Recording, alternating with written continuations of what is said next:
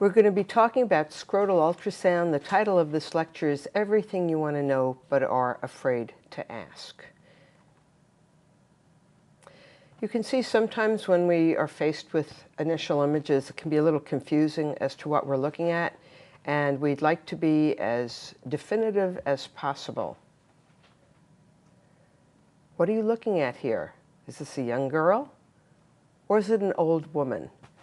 So it's important when we're thinking about scrotal ultrasound, again, to be as definitive as possible, because we don't typically biopsy the testis when we're worried. The clinician gets worried, the patient obviously gets worried, and it often may lead to surgery. And ideally, you want that surgery only to be done when strongly indicated. Looking at a schematic of the testis, as we see here, it's obviously an ovoid structure. Looking at it on sonography, it's generally quite homogeneous and has some echogenic areas within it that we'll discuss subsequently. Surrounding the testis, and this comes from Grant's atlas, we can see the epididymis surrounds it, the head, the body, and the tail trails off, being less conspicuous than the head because it's smaller. In point of fact, this diagram is not exactly anatomically correct because in most patients we can see, as on the sagittal ultrasound, the head of the epididymis over here, which typically measures about 1 centimeter in length, perhaps a little bit less. And we can see it also on this transverse scan, the region of the head of the epididymis. The body, however, in contrast to the image or the diagram that we looked at, where the body looked more posterior, in many people, the body of the epididymis is more superficial than was seen on the diagram. That's not a universal statement, but when you want to look for the body of the epididymis, typically I look in a more superficial location. And here we can see it typically measures about maybe 3 millimeters in diameter.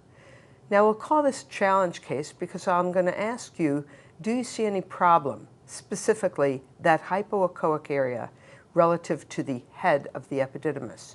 In point of fact, this is a normal structure, which is the epididymal body as it enters into the head of the epididymis. And you can see on the clip that the body of the epididymis is typically somewhat hypoechoic relative to the portions of the head of the epididymis. So don't fall into a trap and call that a mass. Now, it's very important, as we've already alluded to be as confident as possible when we're doing scrotal ultrasound. There are many what we'll call no-touch testicular lesions, starting out with the fact that in some people, the testis has relatively prominent septations. In point of fact, the testicle is divided into lobules, as we see diagrammatically here, and they are separated by septi, which to varying degrees can be seen on ultrasound. So if we take this patient in whom the question was when the patient came in, was there a mass in the testis, as we see a relatively hypoechoic posterior area on the left side. Now we haven't yet talked about technique. This scan, as you can see, is done with a 5 megahertz linear transducer. It's a rather old image, and currently I would not advocate using a 5 megahertz. I would use anything from a 7 to even a 10 megahertz if possible. Higher frequency, better resolution. But in this case, I'm showing you this case because of that possible mass. Now, when I do these scans, some people prefer to put a towel to support the testis and the scrotal contents. So they raise and elevate the scrotum with a posteriorly placed towel. I am not in favor of doing that because I would like to be able to work around the scrotum, and I find that that towel somewhat obstructs my ability to do that. Also, whenever I see something that is questionable, it's a superficial organ. You should be able to go and examine the patient and see if there's really a mass. In this case, there was no mass palpable. And what this actually represents is a pseudomass due to the sound coming in to the testis in this direction, hitting this septation, if you will, or area between the lobules, and reflecting the sound away from the testis, accounting for this abnormal appearance. In point of fact, there was no mass palpable. If you looked at the other testis from a similar approach, it was similar in appearance. And if you worked around this by scanning in this direction, this no longer appeared hypoechoic. It was more echogenic than what we're seeing on this case. So that is a pseudomass due to that prominent septation. Another no-touch lesion may be due to the fibrofatty tissue of the mediastinum. The mediastinum is this area relatively central that is coursing through the normal testis in a direction that traverses the testis to a variable degree. It contains nerves, vessels, and seminiferous ducts. And in some people, not in this case, it can be really quite prominent, quite echogenic, and may even cause some mild acoustic shadowing. So we can see what a mediastinum testis is, we recognize it, we don't worry about it. But how about in this patient who actually came in for a second opinion relative to, is there a significant mass? Again, in this case, I couldn't palpate a mass. Notice also there are a few microliths, which we'll discuss subsequently, and what are their significance when we see microlithiasis. So here is a clip done from an anterior approach, and you can see why there might be a question raised as a possible mass. What we did here when we didn't feel a mass, again, is we worked around this from a different approach. Now you can see the mediastinum here is posterior, whereas here it was anterior. So we're scanning from a more posterior approach, and we are no longer seeing any abnormality. So the dropout in this case was due to that mediastinum, and this, therefore, was a pseudomass due to the mediastinum. It was nothing significant, and that's the point we're trying to make. These no-touch lesions, we don't want to either you report them and you say they're of no significance, or you explain why there was an apparent mass. But the bottom line is they are not significant. Vascular channels, most people, when we look at the testis, the testicular artery is circumferential around the testis, and then there are these perforating branches which turn at the level of the mediastinum. That's the classic appearance, but it is not at all infrequent to see horizontal vessels, easily worked out by turning color on. We don't worry about that. It's just a normal variant. What about varying kinds of cysts that we might see? They may be intratesticular, they may be at the very periphery of the testes, and particularly these very small lesions are often palpable as you would palpate a small BB, or bit of buckshot, if you will, and might disturb the patient. But particularly at the periphery here, no touch lesion. That's what we call a cyst of the tunica albuginea. The tunica albuginea is the fibrofatty surface of the testis, and this is just beneath it. So these go under the name tunica albuginea cysts. Intratesticular cysts, when they look simple like this and there's no mass around it, is almost always of no significance. Obviously, if you can palpate this, if the person's aware of it, you know, you might say, if there's any change, if it's growing, come on back and let us scan you again. But with very few exceptions, these are insignificant lesions. What about what we call cysts of the reedy testis?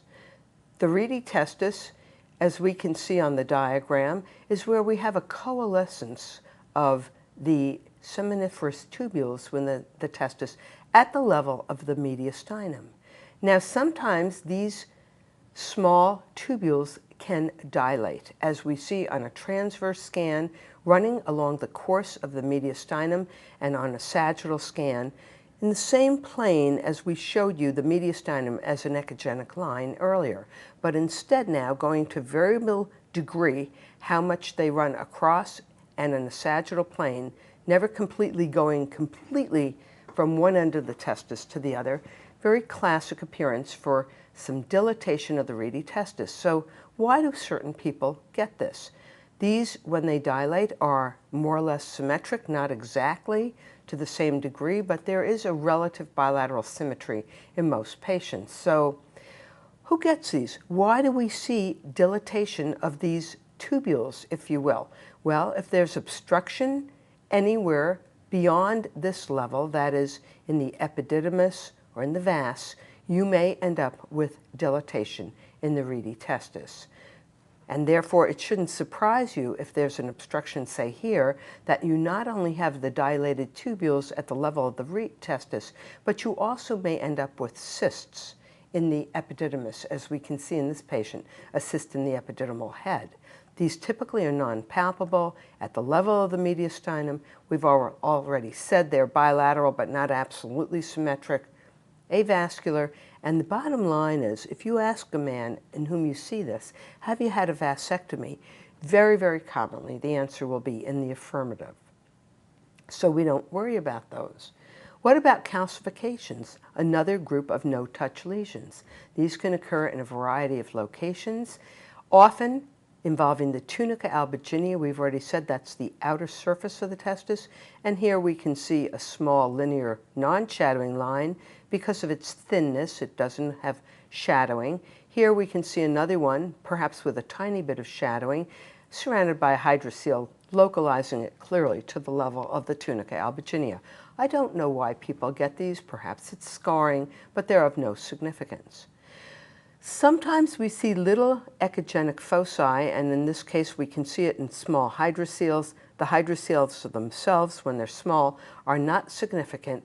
And to show that they can move, as we can see here, these are affectionately called scrotal pearls. Now this next clip on the right is quite funny. It kind of looks like popcorn moving up and down. And these are just small concretions.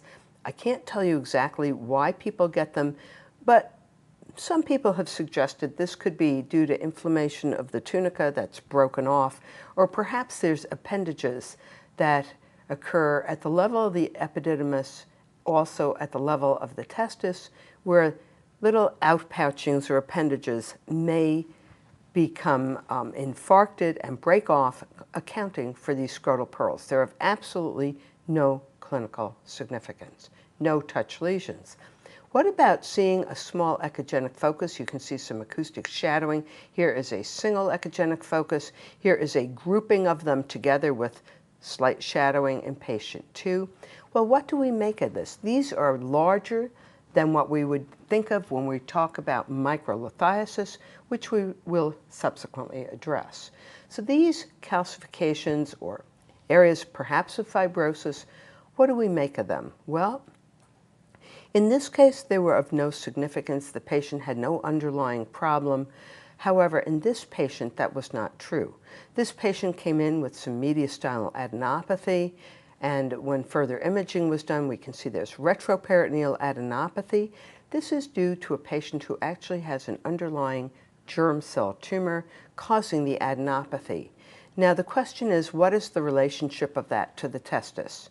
I can't tell you if this germ cell tumor originated from the testis, but I'd be very suspicious seeing this kind of a finding in the testis. Is there viable tissue in the testis that accounts for the metastatic disease in this case, in the retroperitoneum and in the lung area? The only way we could know is by doing an orchiectomy. And if the orchiectomy, which is definitely indicated in this situation, shows that there is no living tumor, we will term this a burned out primary. For inexplicable reasons, some people will have metastatic germ cell tumors and scarring, if you will, due to an originating tumor in the testis which becomes burned out.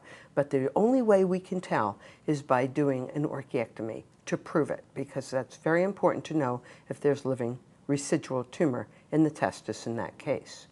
The final no-touch lesion that we'll address is when we start to see these striated appearance, almost looks like a zebra effect in the testis. What do we make out of that? Usually there's no palpable abnormality, and it depends upon what is going on historically. Most people believe that this is due to fibrosis and often subsequent atrophy within the testis.